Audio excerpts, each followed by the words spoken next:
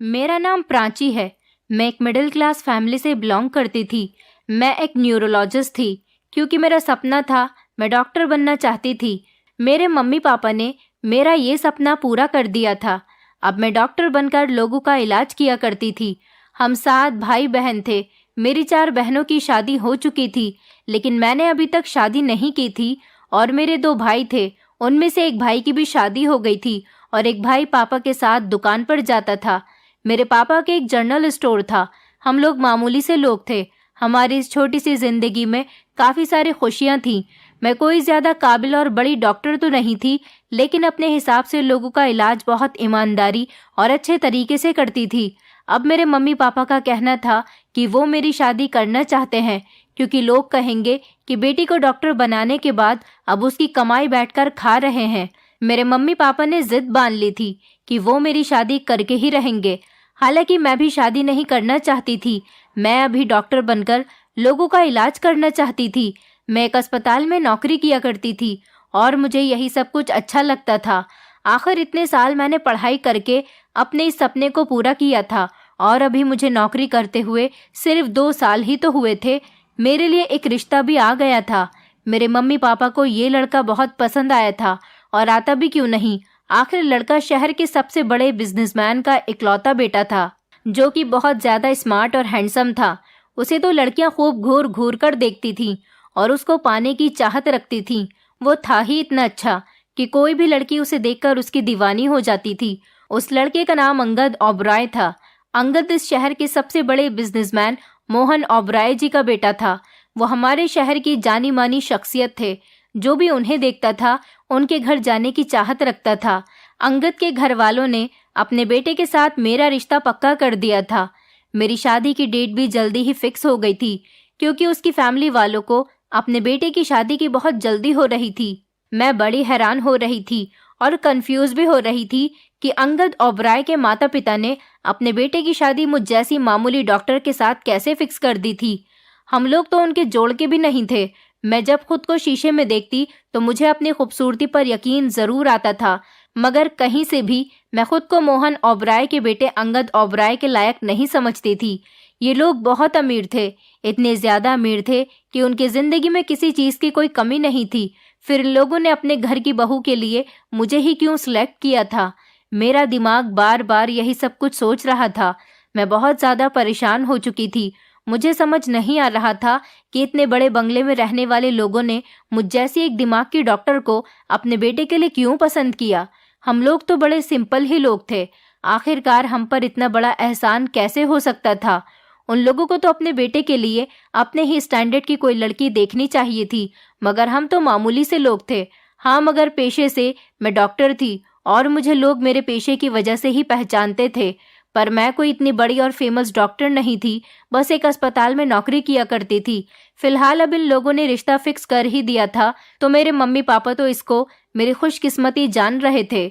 मेरे दिल में कहीं ना कहीं खटका सा जरूर हो रहा था कि इस रिश्ते में जरूर कोई गड़बड़ या परेशानी होगी। मुझे किसी न किसी गड़बड़ का एहसास हो रहा था, क्योंकि मेरी किस्मत तो कभी इतनी अच्छी नहीं रही थी कि मैं बेवजह ही किसी अमीर घर की बहू बन जाऊं और वहां जाकर उनके बड़े से बंगले पर राज करूं। मेरा शक इस वक्त हल्का हल्का यकीन में भी बदलने लगा था, जब मेरी शादी से एक दिन पहले लड़के वालों के साथ एक औरत आई थी, जो मुझे बड़ी गौर से देखने लगी। वो मुझे इस तरह से घूर कर देख रही थी जैसे अभी मुझे खा जाएगी। फिर मैंने उसकी नजरों में छुपे हुए खुफिया राज को पढ़ लिया था। जो वो मुझे बताना चाहती थी, वो मुझसे अकेले में कोई बात करना चाहती थी। मोहन ओबराय जी के खानदान वालों की तो बात ही अलग थी, मगर वो औरत मुझे कुछ डिफरेंट लग रही थी। वो मुझे अपनी बड़ी बड़ी आंखें दिखाकर ये जताना चाह रही थी कि मुझे एक बार उसकी बात सुन लेनी चाहिए। मैं उसे वॉशरूम ले जाने के बहाने से बाहर ले आई थी। मेरे साथ बाहर आते ही उसने मुझे गौर से देखा और कहने लगी, तुम कहीं पागल तो नहीं हो गई हो? मैं तो तुम्हें पढ़ा लिखा और बहुत ही समझदार समझती थी, मगर तुम तो बहुत ही बेवकूफ़ निकली। तुम ये नहीं जानती कि मोहन ओबराय का बेटा अंगद ओबराय तुम्हारी जिंदगी के लिए बहुत बड़ी मुसीबत बन जाएगा। हाँ, अगर तुम उसकी एक चीज़ ठीक कर दो तो हो सकता है कि तुम उस पर काबू पा लो, हो सकता है कि तुम उस पर राज करो, लेकिन उसके लिए तुम्हें उसको ठीक करना होगा। उस औरत की बात ने मुझे बहुत ज़्यादा हैरान कर दिया था और कंफ्यूजन में डाल दिया था। मैं तो ये समझ नहीं पा रही थी कि आखिर वो मुझसे क्या चाहती है। लेकिन इससे पहले कि वो मुझसे और कोई बात करती, मेरी मम्मी ने मुझे कमरे में आने के लिए आवाज़ लगा ली थी। मेरी मम्मी की आवाज़ लगाने पर वो जल्दी से वॉशरूम की तरफ चली गई थी। मम्मी मुझसे पूछने लगी कि ये औरत तुमसे क्या कह रही थी? तुम नहीं जानती हो कि ये औरत मोहन ओबराय के घर की नौकरानी है। तुम तो इस नौकरानी के साथ ऐसे बातें कर रही हो जैसे ये तुम्हारी बहुत अच्छी रिश्तेदार लगती है। अगर तुम्हारे ससुराल वालों को ये पता चल गया कि तुम नौकरों के साथ इतनी ज़्यादा फ्री होकर बातें करती हो तो वो तुम्हारे बारे में क्या सोचेंगे? क्या ये बात कम है कि वो हम जैसे गरीबों में अपने बेटे का रिश्ता कर रहे हैं? ऊपर से तुम उनके सामने गरीबों जैसी हरकतें भी कर रही हो। तुम्हारी शादी इस शहर के सबसे बड़े बिजनेसमैन के यहाँ पर होने वाली है, इसलिए अपने आप को उन जैसा ही कर लो। तुम्हें उनको ये यकीन दिलाना ज़रूरी नहीं है कि हम गरीब हैं। भगवान के लिए हमारी इज्जत रख लो। मैंने अपनी मम्मी से कहा, हम गरीब कहाँ हैं, हम भी तो अच्छे खासे खाते पीते लोग हैं। मेरी मम्मी कहने लगी, उन लोगों के सामने तो हम गरीब ही हुए ना, कहाँ वो लोग और कहाँ हम। मम्मी की बात सुनकर मुझे बहुत बड़ा झटका लगा था, क्योंकि इस औरत का कॉन्फिडेंस तो कुछ और ही कह रहा था। लग ही नहीं रहा था कि वो मोहन ओबराय के घर की नौकरानी है।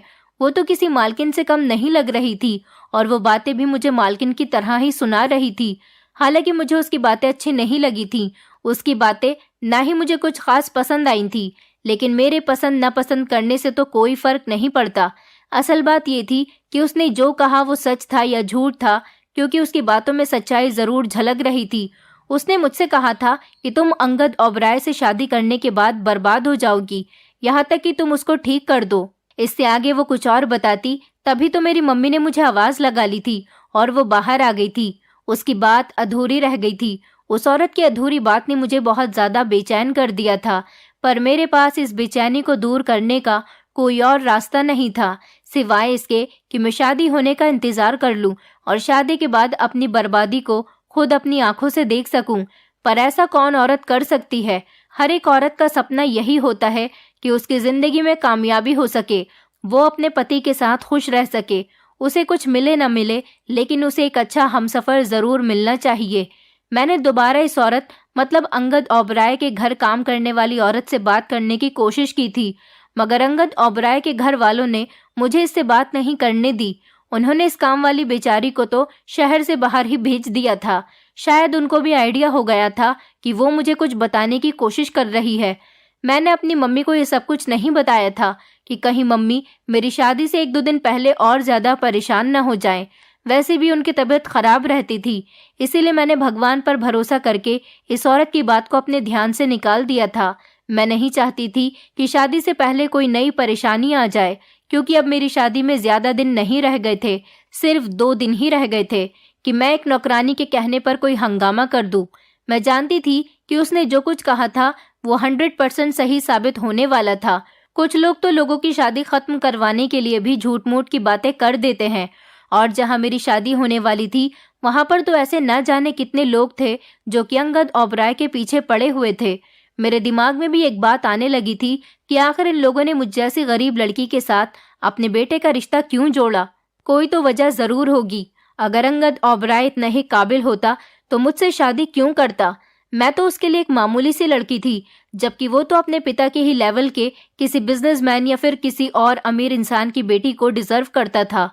कोई ना कोई गड़बड़ तो जरूर थी, पर मैं खामोश रही थी, क्योंकि मैं नहीं चाहती थी कि मेरे घर वाले मेरी वजह से परेशान हो जाएं। पर मेरे रिश्तेदार मेरा तमाशा जरूर देखना चाहते थे, और मैं हरगिज ऐसा नहीं चाहती थी कि उनके सामने मेरी कोई भी कमजोरी आ जाए। मैंने अपने दिल में फैसला कर दिया था कि कुछ भी हो जाए, मेरे पति ने मुझ पर कोई भी सख्ती की या मुझे बर्बाद करने की कोशिश की भी तो मैं खुद साबित करके दिखाऊंगी कि ऐसा वैसा कुछ नहीं है। मैं कुछ ऐसा करूंगी ही नहीं कि उसे मुझसे शिकायत हो जाए। क्योंकि मेरी अंगद ओबराय के साथ शादी होने पर मेरी फैमिली वाले बहुत खुश थे और मैं उनकी इस खुशी को कम नहीं करना चाहती थी, लेकिन मैं बहुत ज़्यादा परेशान थी और बेचैन थी। मुझे इस औरत की बातें बहुत ज़्यादा खल रही थी। वो मुझे मेरी शादी में नजर आई थी, लेकिन वो मेरे करीब नहीं आई थी। शायद उसे मेरी सास ने अपने पास बुला लिया था। वो सारे मेहमानों को अटेंड कर रही थी। उसकी नज़र बार बार मुझ पर भी थी।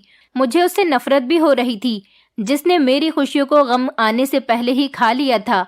लेकिन मैं उसे इग्नोर करने की कोशिश कर रही थी कि तभी किसी न किसी तरह से वो मेरे पास पहुंचने में कामयाब हो गई थी। पहले तो उसने मेरे पास खड़े होकर चारों तरफ देखा कि कहीं मेरे ससुराल का तो कोई नहीं है। फिर उसने मेरे कान में चुपके से एक बात कही थी। वो कहने लगी, तुमने मेरी बात नहीं मानी, अब तुम खुद अपनी बर्बादी का तमाशा देखना।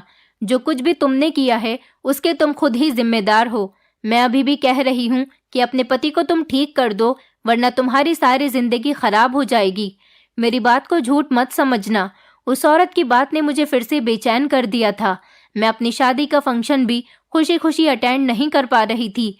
मेरी शादी की सारी खुशियां हवा में बिखर कर रह गई थी। मैं तो बस एक ही चीज के बारे में सोचने लगी कि आखिर मुझे अपने पति के अंदर ऐसा क्या ठीक करना होगा जिसकी वजह से मेरी जिंदगी आसान हो जाएगी। वो औरत मुझे पूरी बात भी कभी नहीं बताती थी। हर बार आधी अधूरी बात करके मुझे कंफ्यूज कर जाती थी। ये कसूर शायद उसका नहीं था। उसे मौका भी तो नहीं मिलता था कि वो मुझसे अकेले में बात करे। फिलहाल वो वक्त आ गया था जब मैं विदा होकर अपनी ससुराल आ गई। मेरे ससुराल का घर बहुत बड़ा था। सारे मेहमान चले गए थे। मुझे कुछ लड़कियां मेरे कमरे तक छोड़ गई थी। मैं दुल्हन बनकर अपने बेड पर बैठ गई थी और मैंने घूंघट डाल लिया था। मैं दुल्हन बनकर अपने पति के कमरे में आने का इंतजार कर रही थी। रात के 2 बज गए थे मुझे अपने पति का इंतजार करते हुए, लेकिन मेरा पति अभी तक नहीं आया था। बैठे बैठे मेरी कमर तक दर्द करने लगी थी। मेरी तो अब कमर अकड़ने लगी थी। मैं सोच रही थी कि आखिर अभी तक मेरा पति कमरे में क्यों नहीं आया। क्या उन्हें इस शादी से खुशी नहीं थी? मैं तो ये बातें सोच ही रही थी। मैं शादी वाला दिमाग लेकर बैठी हुई थी। मुझे अपने पति से मिलने की बेचैनी हो रही थी। तभी अचानक कमरे के अंदर एक अजीब सी खुशबू फैलने लगी। मुझे लगा कि ये खुशबू बाहर से आ रही है। जैसे ही मैंने नजर उठाकर देखा, मैं हैरान रह गई थी कि सामने तो मेरा पति सफेद रंग की शेरवानी पहने हुए खड़ा था और उसके हाथ में अगरबत्तियां थीं, जिसकी खुशबू सारे कमरे में फैल गई थी। वो मेरी तरफ देखकर मुस्कुरा नहीं रहे थे, बल्कि उनके चेहरे पर तो बहुत ज्यादा गुस्सा था। उनके ये तेवर देखकर मुझे बड़ी हैरानी हुई थी और मैं सोचने लगी थी कि आखिर वो ऐसे रिएक्ट क्यों कर रहे हैं और फिर उनके हाथ में ये अगरबत्ती क्या कर रही थी। शादी की पहली रात कोई पति अपनी पत्नी के सामने ऐसे अगरबत्ती लेकर थोड़ी ना खड़ा होता है जैसे कि मेरा पति खड़ा हुआ था। और एक ये इंसान था जिसके आते ही कमरे में एक अजीब सी हैवानियत फैल गई थी और चारों तरफ मुझे अगरबत्ती का धुआं नजर आ रहा था। मुझे बुरा तो बहुत लग रहा था। जाहिर सी बात है, हर किसी की यही ख्वाहिश होती है कि वो अपने पति का अच्छा बिहेवियर देखे, उसका पति उससे प्यार भरी बातें करे।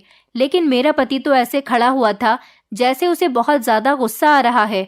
अपने पति को ऐसे हाथ में अगरबत्ती लेकर खड़े हुए देखकर मुझे बहुत उलझन महसूस हो रही थी। फिर मेरी नजर उसके चेहरे पर पड़ी तो उसके चेहरे पर पसीने के कतरे देखकर मुझे आइडिया हो गया था कि शायद वो काफी दूर से चलकर आया है। गर्मी के मौसम में इतनी दूर तक चलने से जाहिर सी बात है इंसान को पसीना तो आ ही जाता है। पर मुझे हैरानी तो इस बात की थी कि रात के इस टाइम पर मेरा पति कहाँ से आ रहा था और वो ये सब कुछ क्या कर रहा था। ऐसे शादी वाले दिनों में तो इंसान अपना बहुत ख्याल रखता है। मेरे पति ने अगरबत्ती एक तरफ को लगा दी। अभी मैं यही सब सोच रही थी कि मेरा पति मुझसे माफी मांगेगा, लेकिन उन्होंने तो मुझे खड़ा होने के लिए कह दिया। मैं उनकी बात सुनकर हैरान रह गई थी। अपने पति की बात मानते हुए मैं बेड से उतरकर उनके सामने आकर खड़ी हो गई थी। तब उन्होंने मुझसे बड़े कड़वे शब्दों में सवाल किया, जो कि बहुत मोहब्बत भरे अंदाज में किया जाता है। वही सवाल मेरे पति ने बहुत ही कड़वे शब्दों में कहा था कि क्या तुम मुझसे प्यार करती हो? जाहिर सी बात है, एक पत्नी का जवाब तो हाँ में ही होता है। मैंने भी ऐसा ही किया। मैंने हाँ में जवाब दिया कि मैं आपसे बहुत प्यार करती हूँ। भगवान का शुक्र है कि उसने आपका भाग्य मेरे भाग्य के साथ जोड़ दिया, तो मैं आपसे ही मोहब्बत करूंगी ना। ये तो इस भगवान की देन है। तभी अचानक मेरे पति बोल पड़े और कहने लगे, बस, पर ज्यादा अच्छाई की देवी बनने की जरूरत नहीं है। अंगद इतना चिल्लाकर बोले थे कि उनकी आवाज की गूंज सुनकर मैं तो डर गई थी। मुझे अब इस नौकरानी की बातें याद आने लगी थी कि कहीं वो सच में तो नहीं कह रही थी, पर इतनी सी बात पर कंफ्यूज होना भी तो ठीक नहीं था। मैं अभी यही सब कुछ सोच रही थी कि मेरे पति ने मुझे और ज्यादा कंफ्यूजन में डाल दिया था। मैं पहले तो समझी कि वो मुझसे मजाक कर रहे हैं, पर मैं गलत सोच रही थी। ऐसा तो बिल्कुल भी नहीं था। वो तो मजाक नहीं कर रहे थे, बल्कि उनकी आवाज़ तो धीरे धीरे और ज़्यादा तेज़ और गुस्से से भरपूर होती जा रही थी। वो मुझसे कहने लगे कि तुम मुझसे कितना प्यार करती हो, मुझे बता दो। मैंने दोबारा से वही जवाब दिया तो वो कहने लगे कि मेरे साथ बाहर चलो। अगर तुम मुझसे प्यार करती हो तो तुम्हें इस बात को साबित करना पड़ेगा, वरना तो मैं समझूंगा कि तुम मुझसे प्यार ही नहीं करती। एक औरत के लिए अपने पति को खुश करने से ज्यादा क्या हो सकता है। मैंने कहा, आप जो कहेंगे मैं वही करूंगी, चाहे वो मेरे लिए कितना ही मुश्किल क्यों न हो। मेरे पति मेरी ये बात सुनकर अचानक ही मुस्कुराने लगे थे और कहने लगे, अरे तुम तो डर गई। नहीं नहीं, मैं तुमसे कोई ऐसा वैसा काम नहीं करवा रहा, बस मैं चाहता हूँ कि आज की रात हमारी कुछ स्पेशल बने। मैं तुम्हें कुछ कंफ्यूज करने की कोशिश कर रहा था, लेकिन तुम तो डर गई। कोई बात नहीं। अपने पति की बात सुनकर मैंने गहरी सांस भरी थी और मुझे तसल्ली हुई थी कि चलो अच्छा है, मेरे पति मजाक ही कर रहे थे। वो मुझसे कहने लगे, चलो मेरे साथ बाहर चलो। मैंने कहा, हमारी आज शादी की पहली रात है, आप मुझे कहाँ लेकर जाना चाहते हो। उन्होंने मुझसे कहा, मैं तुम्हें अपने साथ आइसक्रीम खिलाने लेकर चलना चाहता हूँ। चलो हम दोनों आइसक्रीम खाकर आते हैं, थोड़ी ड्राइव भी हो जाएगी और इसी बहाने हम दोनों कार में बैठकर एक दूसरे से कुछ बातचीत भी कर लेंगे। अपने पति की बात मुझे कुछ अजीब तो नहीं लगी थी। आइसक्रीम तो मुझे भी बहुत पसंद थी और वैसे भी रात तो सारी की सारी अपनी ही थी, इसीलिए मैं अपने पति के साथ कार में बैठकर चली गई थी। अब मेरे पति का मूड पूरी तरह से बदल चुका था। वो बहुत ज़्यादा खुश लग रहे थे। मैं कंफ्यूज हो रही थी कि पता नहीं मेरे पति को उस टाइम क्या हो गया था। मैंने सोचा भी कि उनसे अगरबत्ती के बारे में पूछती हूँ कि आप कमरे के अंदर अगरबत्ती क्यों लेकर आए थे, लेकिन फिर मैंने यही सोचा कि अंगद का मूड अभी बहुत अच्छा है, मैं उनका मूड खराब नहीं करना चाहती थी, इसलिए जैसा हो रहा है उसे खामोशी से होने देती हूँ। फिर कभी अच्छा सा मूड देखकर उनसे इस बारे में बात कर लूंगी। वो मुझसे रास्ते में इस तरह से बात कर रहे थे जैसे कि मुझे काफ़ी पहले से जानते हों। मुझे उनका ये अंदाज काफ़ी अच्छा लगा था और खुशी भी हुई थी कि मेरे पति का बिहेवियर बहुत अच्छा है। शादी की पहली रात ही वो मुझे घुमाने के लिए निकल गए थे। उन्हें तो मुझे अपने साथ ले जाने की इतनी जल्दी हो रही थी कि उन्होंने मुझे दुल्हन वाले कपड़े भी चेंज करने नहीं दिए थे। मैं इसी हालत में उनके साथ घूमने के लिए आ गई थी। हम लोग काफ़ी दूर तक आ गए थे, लेकिन मैं बड़ी हैरान हो रही थी कि वो मुझे इतनी दूर कहाँ लेकर जा रहे थे। हालांकि आइसक्रीम के स्टॉल तो पीछे निकल गए थे। मैंने अपने पति से कहा कि आप मुझे कहाँ पर लेकर जा रहे हो, मुझे ऐसा लगता है कि हम काफ़ी दूर तक आ गए हैं। अंगद मुस्कुराने लगे और कहने लगे, अब मेरा आइसक्रीम खाने का मूड नहीं है, मेरा मूड बदल गया। मैं एकदम से चौंक गई थी और फिर उनके चेहरे की तरफ देखने लगी। मैंने कहा, तो फिर हम लोग कहाँ पर जा रहे हैं? उन्होंने कहा, यहाँ शहर से दूर हमारा एक फार्म हाउस है और वह बहुत ही ज़्यादा खूबसूरत है, मैं तुम्हें वहीं पर लेकर जा रहा हूँ। मैंने कहा, पर हम किसी और दिन भी तो वहाँ पर जा सकते थे। मेरा पति कहने लगा, ये मेरी ख्वाहिश थी कि जब मेरी शादी हो तो मैं अपनी पत्नी को लेकर अपने फार्म हाउस पर जाऊं और हम अपनी शादी की पहली रात वहीं पर गुजारेंगे। मैंने बड़ी मासूमियत से अपने पति की बात मान ली थी। हम लोग काफ़ी दूर तक आ गए थे। रात के 3 बज चुके थे और अभी तक मेरा पति गाड़ी ही चला रहा था। फाइनली हम लोग फार्म हाउस तक पहुंच गए थे। ये फार्म हाउस सच में बहुत ही खूबसूरत था। मेरे पति ने फार्म हाउस का दरवाज़ा खोला और मुझे अंदर आने के लिए कहा। अंदर से भी फार्म हाउस बहुत ही ज़्यादा प्यारा था। मेरे पति ने कहा, आओ तुम्हें कमरे में लेकर चलता हूँ। मैं बड़ी खुशी खुशी अपने पति के साथ कमरे में चली गई थी। यहाँ की सफाई सुथराई बता रही थी कि यहाँ पर शायद कोई रहता होगा। मैंने अपने पति से इस बारे में पूछा तो उन्होंने कहा, मैं हर दूसरे तीसरे दिन यहाँ पर आ जाता हूँ और नौकरों से यहाँ की सफाई करवा देता हूँ। मेरे पति ने कहा, मेरा यहाँ पर बहुत दिल लगता है क्योंकि ये शहर से अलग है। ये फार्म हाउस जंगल के इलाके में बना हुआ था। फिर मेरे पति ने मुझे कहा कि तुम अब लेट जाओ, हम लोग सुबह यहाँ से जाएंगे। मैंने अपने पति से अपनी हालत की तरफ इशारा करते हुए कहा, मैं ऐसी हालत में नहीं लेट सकती, ये दुल्हन वाले कपड़े हैं, मुझे इन कपड़ों से उलझन हो रही है। उन्होंने कहा, कोई बात नहीं, तुम ऐसे ही लेट जाओ। अपने पति की बातों के मुताबिक मैं लेट गई थी, लेकिन मैं हैरान रह गई थी कि मेरे पति ने मेरे लेटते ही मेरे मुंह पर एक ब्लैंकेट डाल दिया था। मैं घबराकर उठने की कोशिश कर रही थी, लेकिन अचानक मेरे दिमाग पर चक्कर सवार होने लगे और मेरी आंखें बंद हो गईं। अगली सुबह जब मेरी आंख खुली तो मैं अपने ससुराल वाले घर में मौजूद थी। मेरा सर दर्द से बहुत भारी हो रहा था। मुझे समझ नहीं आ रहा था कि मेरे साथ ये सब कुछ क्यों हो रहा है। फिर मुझे अचानक याद आया कि मेरा पति तो मुझे रात के वक्त अपने फार्म हाउस पर लेकर गया था और मैं वहीं पर सोई थी, तो फिर मैं यहाँ कैसे आ गई। मेरा तो सोच सोच कर दिमाग खराब हो रहा था। या तो मैंने कोई सपना देखा था या फिर मेरा दिमाग खराब हो गया था। मैंने देखा मेरा पति घर में कहीं भी मौजूद नहीं था। मैं अपनी सास के पास जाकर बैठ गई थी। मेरी सास ने मुझे बहुत आशीर्वाद दिया था। उन्होंने कहा था कि तुम्हारा बहुत बहुत शुक्रिया मेरे बेटे की जिंदगी में आने के लिए। लेकिन यह आशीर्वाद मेरी सास का कुछ अजीब नहीं था कि मैं उनके बेटे की जिंदगी में नहीं आई, बल्कि उन्होंने अपने इतने अमीर बेटे को मेरी जिंदगी में इन्वॉल्व किया है। घर में सब लोगों का बिहेवियर मेरे साथ बहुत अच्छा था, लेकिन वो नौकरानी, वो मुझसे बड़ी दूर दूर रहती थी। मैंने सोचा था कि अच्छा है ये मुझसे दूर ही रहे, क्योंकि इसने मुझे मेरे पति के बारे में ना जाने कैसी कैसी बातें बताई थी और मेरा ध्यान भटकाने की कोशिश भी की थी। मुझे अपने पति के घर आने का इंतजार था। वो शायद ऑफिस चले गए थे। मैंने नोटिस किया था कि रात के टाइम पर जब मेरा पति घर आया तो उन्होंने अपने पेरेंट्स के साथ बैठकर खाना नहीं खाया था, बल्कि नौकरानी से कहा था कि मेरा खाना मेरे कमरे में ही ले आओ, और ना ही उन्होंने अपने पेरेंट्स से किसी तरह की कोई बातचीत की थी। मेरी सास ने मुस्कुराकर मुझे देखा और कहा कि बेटा, तुम भी जाकर अंगद के साथ ही खाना खा लो। मैं भी कमरे में आ गई थी, लेकिन जैसे ही मैंने कमरे में पहला कदम रखा, ये देखकर तो मेरे होश उड़ गए थे कि अचानक मेरे दिमाग पर अगरबत्ती की खुशबू हावी हो पड़ी और कमरे में चारों तरफ अगरबत्ती का धुआं हो रहा था। मेरे पति ने घूर कर मेरी तरफ देखा था। नौकरानी खाना लेकर आ गई थी। मैं उन्हें जैसे ही खाना देने लगी तो उन्होंने मुझसे कहा कि तुम्हारे हाथ से खाना नहीं चाहिए, मैं अपना खाना खुद खा सकता हूँ। अपने पति का बदला हुआ मूड देखकर मैं फिर से बहुत हैरान रह गई थी। और फिर ये अगरबत्ती, मैंने अपने पति से कोई भी बात करना अभी ठीक नहीं समझा था, क्योंकि इस टाइम वो फिर से मुझे बहुत गुस्से में लग रहे थे, जैसे कि कल थे। मैं अपने लिए खाना लेकर एक तरफ सोफे पर बैठकर खाने लगी थी और मेरे पति वहीं बेड पर बैठकर खाना खा रहे थे। मैं अपने पति के इस बदले बदले बिहेवियर से रुक रुक कर परेशान हो रही थी। मेरे पति का बिहेवियर खाना खाने के बाद फिर से बदल गया था। उन्होंने मुझसे कहा, क्या तुम खाना खा चुकी हो? मैंने कहा, नहीं, अभी खा रही हूँ। उन्होंने जल्दी से मेरे हाथ से प्लेट अपने हाथ में ले ली और कहने लगे, ये खाना अच्छा नहीं है, छोड़ो, मुझे भी खाने में मज़ा नहीं आया, चलो हम दोनों बाहर होटल से खाना खाने चलते हैं। मैंने कहा, लेकिन खाना तो अच्छा है। उन्होंने कहा, तुम बहुत सवाल जवाब करती हो।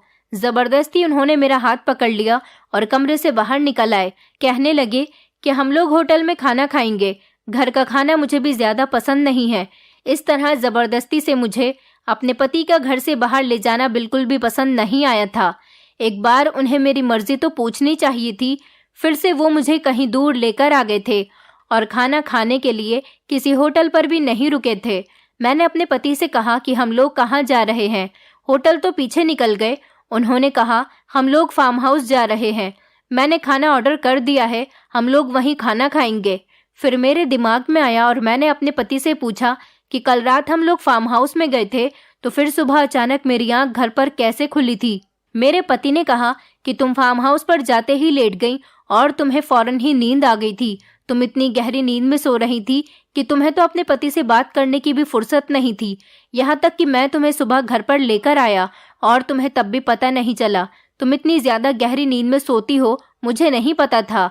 अपने पति की बात सुनकर मैं खामोश हो गई थी और दिमाग पर जोर डालने लगी थी कि क्या मैंने ऐसा ही किया था। हालांकि मैं अपने घर पर तो इतनी गहरी नींद में नहीं सोई थी। घर में थोड़ी सी भी आहट होती थी तो मेरी अचानक से आंख खुल जाती थी। तो फिर अब मेरी नींद को क्या हो गया था? मेरा पति मुझे फिर से फार्म हाउस ले गया, लेकिन वहां पर उन्होंने कोई खाना नहीं मंगवाया था। उन्होंने वहां जाते ही फिर से मुझे लेटने के लिए कहा।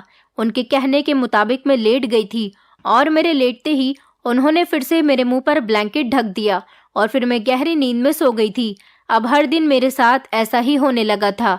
मेरा पति रोज मुझे किसी न किसी बहाने से फार्म हाउस पर ले जाता था। अब मुझे कुछ गड़बड़ महसूस होने लगी थी, क्योंकि मैं जाती तो फार्म हाउस पर थी, लेकिन सुबह को मेरी आंख मेरे कमरे में खुलती थी। आखिर मेरे साथ क्या हो रहा था? मेरी कुछ भी समझ में नहीं आ रहा था। आज मैंने फैसला किया था कि मैं अपने पति के साथ बहुत सावधानी से पेश आऊंगी। मैं अपने दिमाग पर जोर डालने की कोशिश कर रही थी कि आखिर ऐसा क्या है जिसकी वजह से मुझे गहरी नींद आ जाती है और मुझे पता ही नहीं चल पाता कि फार्म हाउस पर जाने के बाद आखिर मेरा पति मेरे साथ क्या करता है। और फिर हर दिन तो फार्म हाउस पर जाना ज़रूरी नहीं था। घर से तो मुझे किसी और चीज़ का बहाना लेकर निकलता था, लेकिन ले जाता था फार्म हाउस पर। मैंने सोचा भी था कि इस बारे में मुझे अपनी सास को बताना चाहिए, लेकिन अभी नए नए दिन थे और मैं अपनी शादीशुदा ज़िंदगी इतनी जल्दी ख़राब नहीं करना चाहती थी, इसलिए अपने पति की हर बात को आसानी से मान रही थी। पर इन्हीं दिनों मैंने नोटिस किया था कि नौकरानी भी हमारे घर पर काम करने के लिए नहीं आ रही थी। पता नहीं वो कहाँ चली गई थी। सबसे कठिन बात तो ये थी कि मैं इतनी गहरी नींद में कैसे सो सकती थी कि मुझे कुछ पता ही नहीं चल पाता था। फिर अचानक से मुझे ख्याल आया कि कहीं उस ब्लैंकेट में तो कुछ गड़बड़ नहीं जो मेरा पति मेरे लेटते ही मेरे मुंह पर ढक दिया करता था।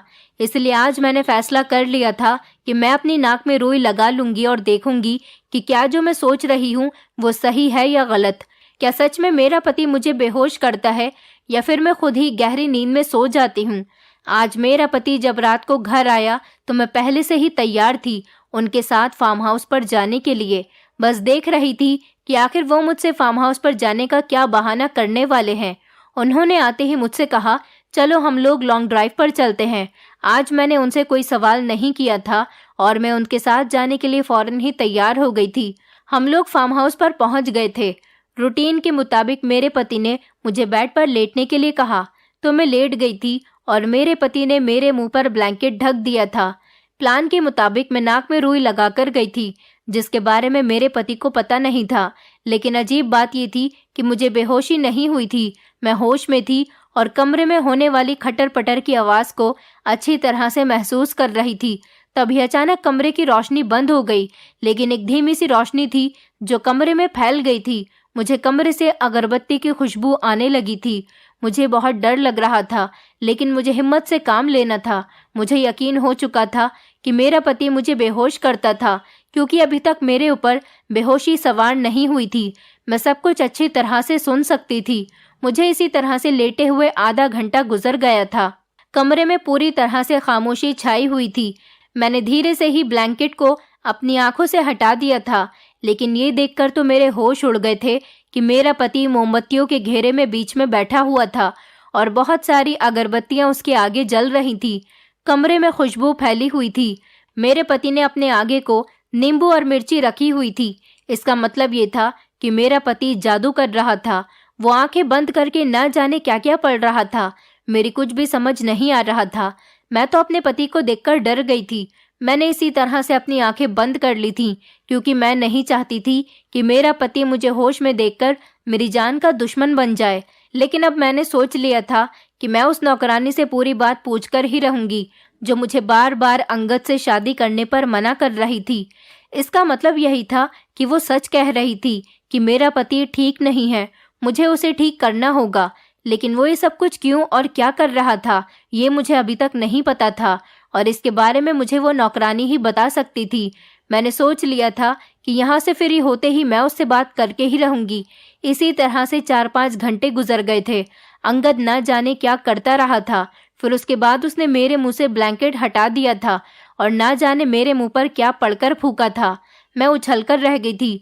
उसने मुझे गोद में उठाया और गाड़ी की पीछे वाली सीट पर लिटाकर वो मुझे घर ले आया था और उसने बेड पर मुझे लिटा दिया था। तभी तो हर दिन मेरी आंख सुबह घर के बेड पर ही खुलती थी।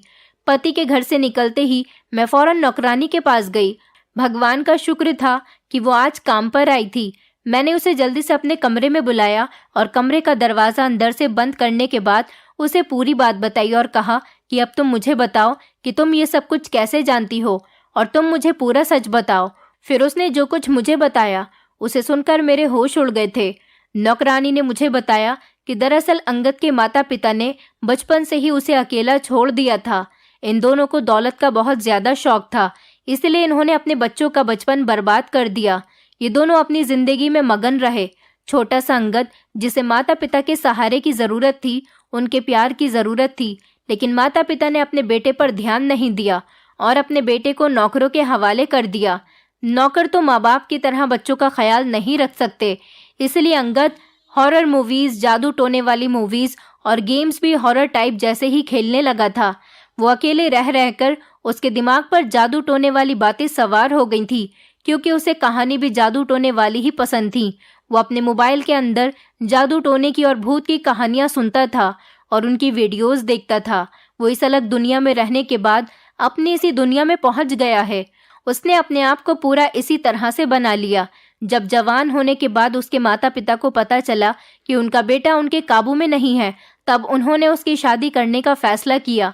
अंगद की पहले 2 शादियां हो चुकी हैं और उसकी दोनों ही पत्नियां उसकी इन हरकतों पर उसे छोड़कर जा चुकी हैं। अब की बार उन्होंने अपने बेटे के लिए तुम्हें चुना था। मैं इसीलिए तुम्हें समझा रही थी कि तुम्हें अपने पति को ठीक करना होगा, पर तुमने मेरी बात नहीं समझी। नौकरानी की बात सुनकर मेरे होश उड़ गए थे। मुझे अपनी किस्मत पर अफसोस भी हुआ था कि मेरी शादी एक ऐसे इंसान के साथ हो गई जो एक अलग ही दुनिया में रहता है। लेकिन इसमें कसूर उसका नहीं है, इसमें कसूर उसके माता पिता का है, जिन्होंने बचपन में उसे अकेला छोड़ दिया, जिससे अकेलेपन का शिकार होकर वो इस तरह का हो गया। लेकिन मैं उसे छोड़कर नहीं जा सकती, बल्कि मुझे उसे ठीक करना होगा। मैंने अपने सास ससुर से इस बारे में बात की थी। वो लोग मेरी इस बात पर बहुत शर्मिंदा हो रहे थे। मैंने कहा था कि आप लोगों ने अपने बेटे की जिंदगी बर्बाद करने के साथ साथ मेरी भी जिंदगी और उन 2 बेचारी लड़कियों की जिंदगी को भी बर्बाद कर दिया, जो पहले अंगद से शादी करके जा चुकी हैं। वो तो अच्छा है कि आपके बेटे से जादू टोना नहीं आता, वरना वो न जाने क्या कुछ कर बैठता। मेरे सास ससुर बहुत शर्मिंदा हुए थे और हाथ जोड़कर मुझसे माफी मांग रहे थे। उन्होंने कहा कि तुम्हें ही अब हमारे बेटे का ध्यान रखना होगा, हम लोग कुछ नहीं कर सकते। मैंने अपने कुछ सीनियर डॉक्टर्स को अपने हस्बैंड की कंडीशन के बारे में बताया था।